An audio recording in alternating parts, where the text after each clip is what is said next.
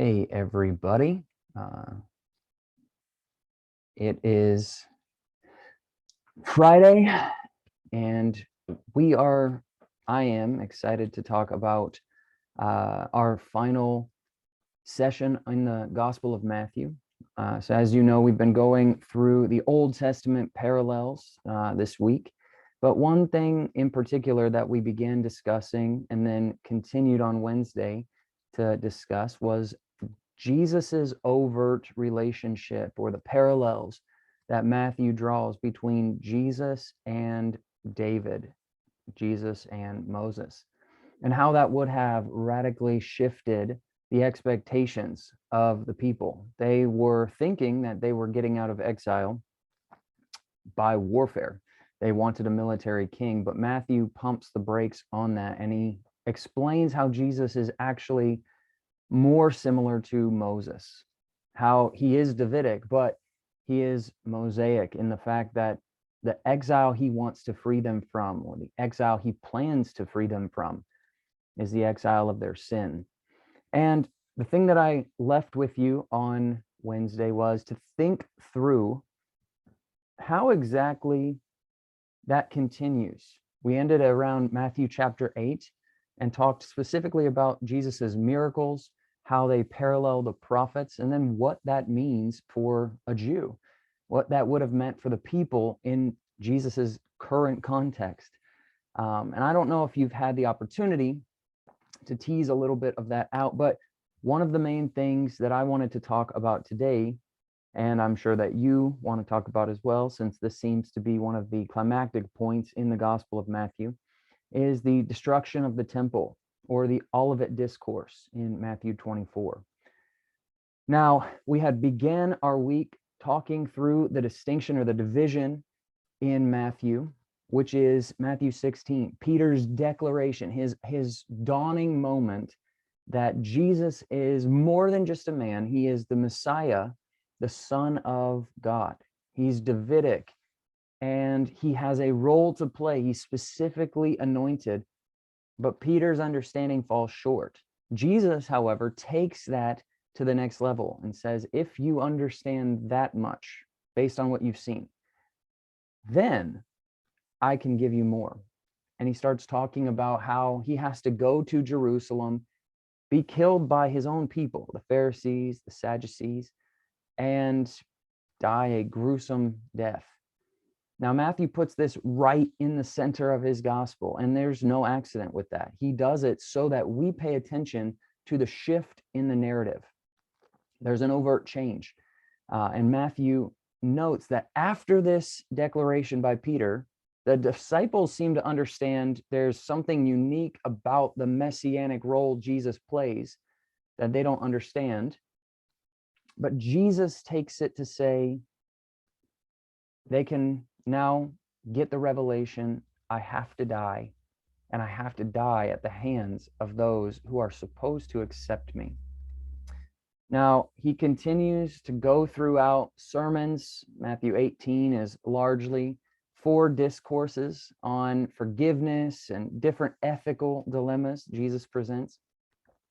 But as we get closer to Jesus's death, we see him riding into Jerusalem. And as he rides in, we're in Matthew 23, as he rides in, he says something very unique. He gets in this kind of tit for tat with the Pharisees, and they pronounce judgment on him. They say, oh, you blaspheme against God. You are not the Messiah. You are not who you say you are. And you speak against the temple. You speak against all these things. And Jesus looks at them and says, you are just like your ancestors.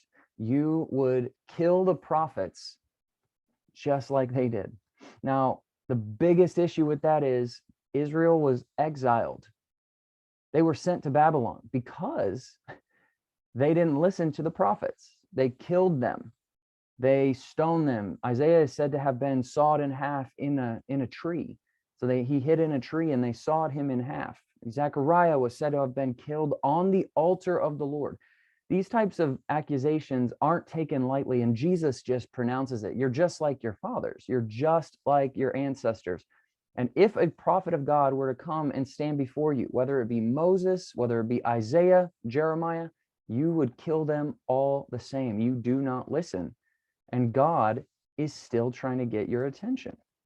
This is Jesus's pronouncement of judgment on the Pharisees. And again, they answer back in similar fashion to the Old Testament, but we have the temple. We have the temple. Now, if you remember, in the Old Testament, when Jeremiah had prophesied against the nation, they said, no, as long as the temple is standing, God has shown us favor. Well, as we all remember, the exile brought about the destruction of the temple. Nebuchadnezzar came in and completely eradicated the temple, took it down to the foundations, and then exiled the people. So for Jesus to come back and confront the same narrative, we should first off be seeing, one, the people have not changed. Their perspective is the same. And this means that they are still worthy of the exile. Now, pause for a moment and think about that phrase. What we see in Matthew 23, in Jesus's dialogue back and forth with the Pharisees, is that they are still the same people. They still have the same heart posture, the same perspective toward God that they did before the exile. This is a massive point that shouldn't be overlooked, because if they still have the same disposition, they haven't changed despite 500 years of being subjugated, put in exile, slaves basically to the nations, then God now has to respond in a similar way, just as he did with the first exile. And that's exactly what we see. Look here, I'm going to share my screen for a second. Right here, we have this idea that Jesus is riding in to Jerusalem.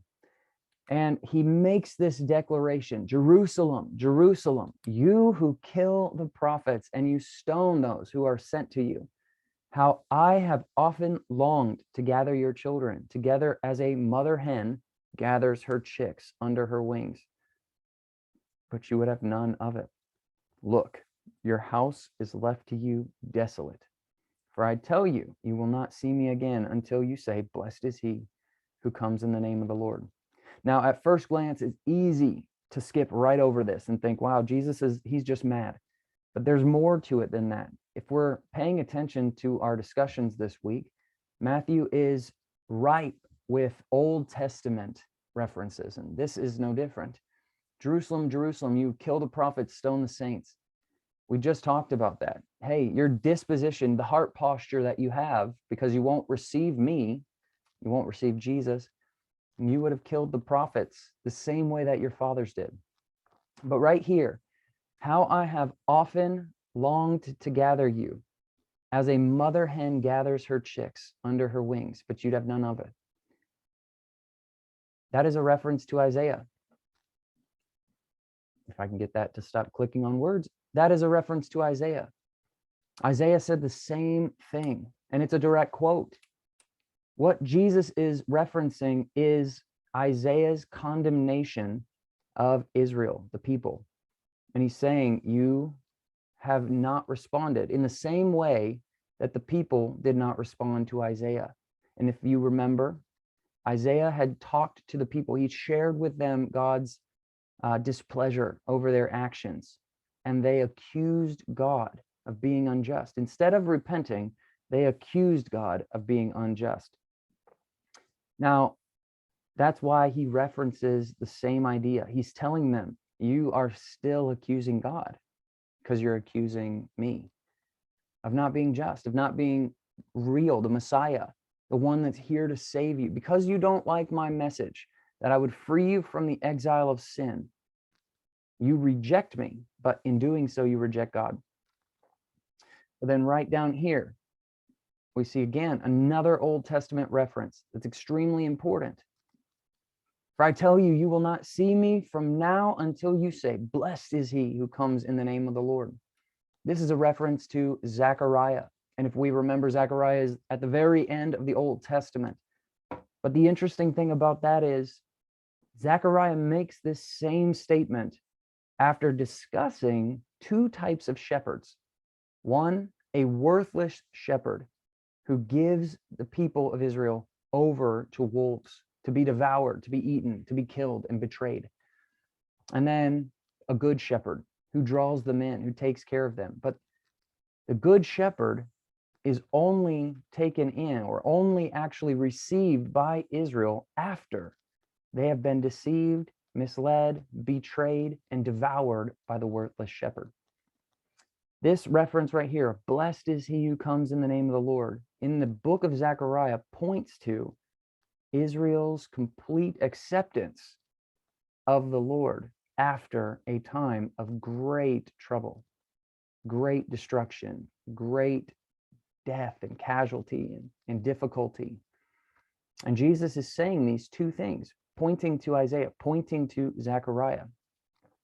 Now, as we scroll down, we see that Jesus, obviously, he goes right in and he attacks the core of their identity, the temple. He's in the temple courts and he makes a comment. Not one stone will be left on another. And then he keeps going, walks away. But his disciples are still stuck on this topic. What do you mean? I know what you said to the Pharisees, but what do you mean not one stone will be left on the other? Does that mean that you're going to destroy it? The Romans, what does that look like? And this brings up the Olivet Discourse, Jesus's end time narrative, where he brings about discussion surrounding what specifically must happen. Now, at first glance, we tend to read this and we say, okay, Jesus is just talking about the end of time, the end times, the tribulation, right? We think about it in that way. But if we're going by context, if we're looking at it the way that Matthew has decided to write, we see one, he's addressed the Pharisees, the leaders of the people, and he's condemned their actions. They're worthy of exile. Two, he points back to the Old Testament prophets, and he makes the declaration in his statements, in his references, that they, because of their rejection, are going to have to go through trial, difficulty, seasons of duress and chaos. And then he talks about the destruction of the temple. Not one single stone will be left here. This is the narrative of the Old Testament. The same thing happened with the prophets. And Jesus bringing up signs of the end of the age, as it's listed here, might not actually be the best way to look at this, because Jesus is talking about the immediate context of the temple in Jerusalem. He's looking at the real temple that he's walking around in, that he sees and interacts with. He's making the comment, if you people of Israel, take confidence, take your pride in the temple structure, you think that God is pleased with you because you have the temple, then there's only one thing that must be done to show you his displeasure, and that's to destroy the temple and to send you into exile again. Now, he goes through, and you can read the Olivet Discourse. It is a significant passage in the book of Matthew, but the main thing that I want to challenge you with is read it in light of Jesus's immediate context. Think about what Matthew might have been trying to tell his audience. He's writing about a current situation, something that he expects to happen. And we know that in 70 AD, so only about 30, 40 years after Matthew's gospel, Jesus would have died around 33, 70 AD. We have about 40 years of a difference right there. The Romans invade and they completely eradicate the temple structure. They remove brick by brick the foundational walls. There's only one wall even left to this day. That's the weeping wall, the wailing wall in Jerusalem. And so Christians seem to have known this. Jesus prophesied the destruction of the temple. He had made these comments. That's why Matthew is writing them down. And the people are moved into anger, not at 70 AD, yes, but in the immediate, when Jesus is saying these things, God is still upset with you. The exile is still relevant, and your temple is going to be destroyed because of that. They're immediately thinking, we got to get rid of this guy. We have to stop this type of rhetoric. He's going to incite the Romans to come in and destroy our temple. The interesting thing is, that's exactly what they attempt to do. They try to silence him. And when they silence him, they bring him in and they present him before Rome. They say, hey, look, we are peaceful people. We don't want any problems with Rome. We have no king but Caesar. And this man, he's saying he's our king. Well, we know that if we say that he's our king, you, Rome, will come in and destroy us. So we're handing him over to you. Would you crucify him? Would you kill him? What they're trying to do is to silence him, not because he's a prophetic voice necessarily, though that is a relevant side of it, but they're trying to silence him because they want to preserve their temple. Jesus has just made a pronouncement of judgment. Hey, because you won't accept me as Messiah, because you don't like what I want to accomplish, I want you to be freed from the exile of sin. God has to judge. God has to keep you in exile. And the people say, absolutely not. We will not take that answer. We will crucify you. We will send you over to Rome, and we will preserve our nation. We will preserve our temple. We'll preserve our identity. We are good before God, and you are not one to tell us any different. And this comes after all of his miracles, all of his sermons, his entire life. But one of the pinnacle things, one of the preeminent things that they charge him with is blasphemy. That he would speak against the temple, that he would speak against the leaders of the synagogue, that he would speak against God. And they give him over to Rome to be completely massacred. They think that by doing this, they will preserve their temple. But they end up actually expediting the process. Right? Because as we know, 70 AD comes and their temple is destroyed entirely. Judaism is completely reevaluated. But the main thing that Matthew is emphasizing in his gospel, at least from the Old Testament, is that Israel is stuck in the same response that they were stuck in with the original prophets. Isaiah had prophesied, Zechariah had prophesied, Jeremiah, and the people did not listen. Even after their temple was destroyed, Zechariah would show that they didn't listen. And so Jesus comes to say the same thing. You are still choosing to reject God's open hand of grace. And so he will let you be devoured by the worthless shepherd. Because in being broken, you'll become humble. And when you become humble, you'll call on his name and he will hear you. It's not helpful to look at the gospel or even the Old Testament for that matter and think God is just vindictive. When he doesn't get his way, he punishes people. Actually, the opposite is true. God is painted as the God who weeps over his people. His people actually are painted as the ones who persist in their wickedness. And in their persisting, he gives them over to the desires of their heart, which are often divisive, catastrophic, chaotic.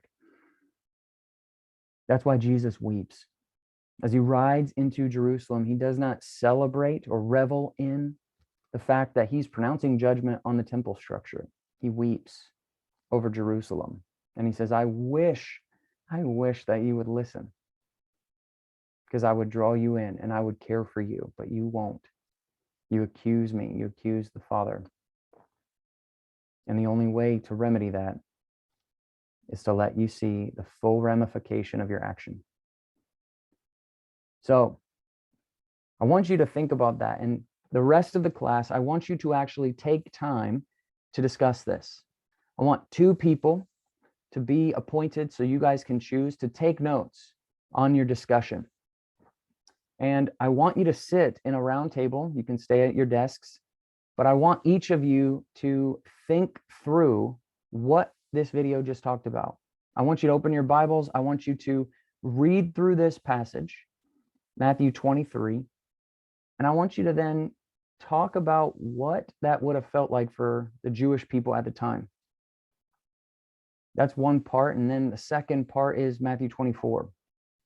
I want you to read that and think about the immediate destruction of the temple in 70 AD. Now, I want to be clear. I'm not saying that there is no eschatological or end times relevancy. I'm not saying that about that passage. I'm saying that there seems to be an immediate context Jesus is referencing. And I want you to examine just how the narrative changes when Jesus starts to talk about the temple, when Jesus starts to reference the people, the Pharisees specifically, and then how they charge him with certain crimes because of what he says about the temple. Now, the 2 people that are taking time to write down, I just want you to make a couple notes on what different people say in the class. So Caden, Jaya, and just make a couple comments. I want to see that you guys are thinking through this, contributing to this.